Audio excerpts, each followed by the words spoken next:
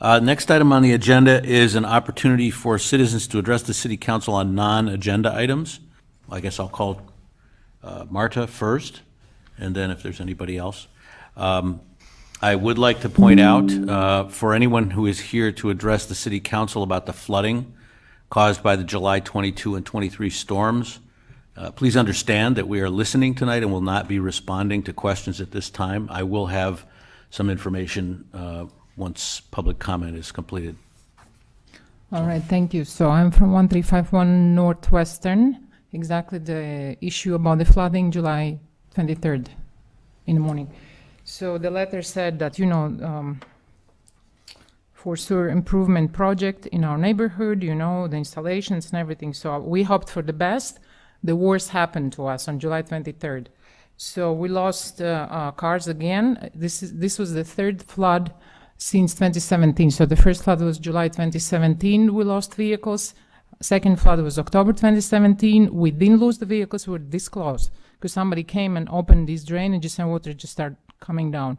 And this time, July 23rd, it was absolutely worse. It was double amount of everything right after when they start installing the pipes.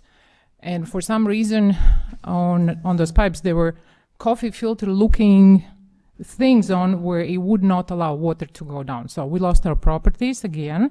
And my question is, if you could answer, so how we go about to addressing that issue and possibly that people can get some kind of compensation. Thank you.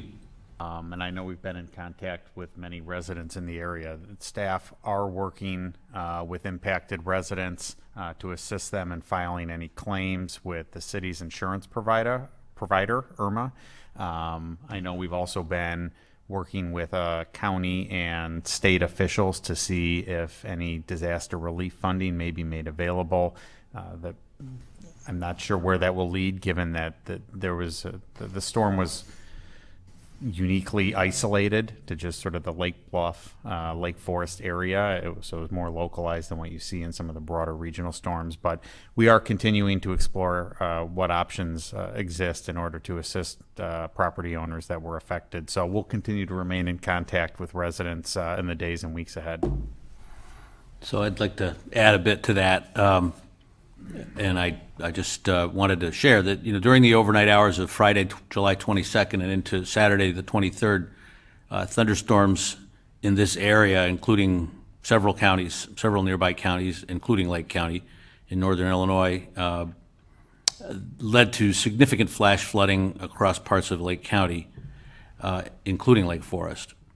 During a 4-hour period on the morning of Saturday, July 23rd, between 4.2 and 5.4 inches of rain fell in Lake Forest.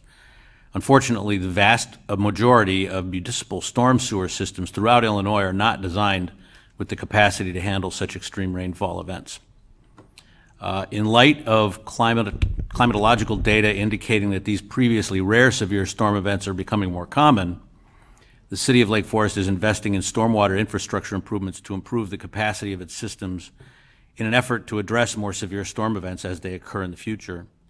Over the last 5 years, including fiscal year 2023, over $22.8 million has been invested in Lake Forest stormwater capital projects, with $2.3 million more planned for next year. That's 2024.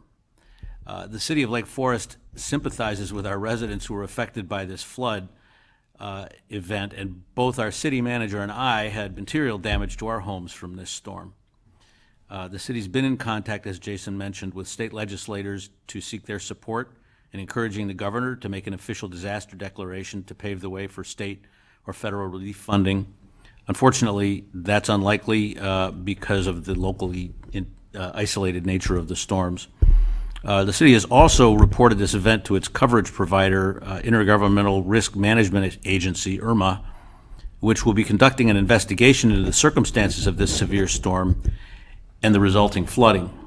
The city encourages all residents impacted by flooding events to report these matters to their own insurers, and the city has also been assisting affected residents in seeking relief through IRMA, as Jason mentioned. And all of us need to take, reasonable measures in a timely manner to avoid any further damage to our property. And we'll communicate further once the results of the IRMA investigation are complete. So thank you, and I'm sorry. And we all suffered. It was a community-wide event.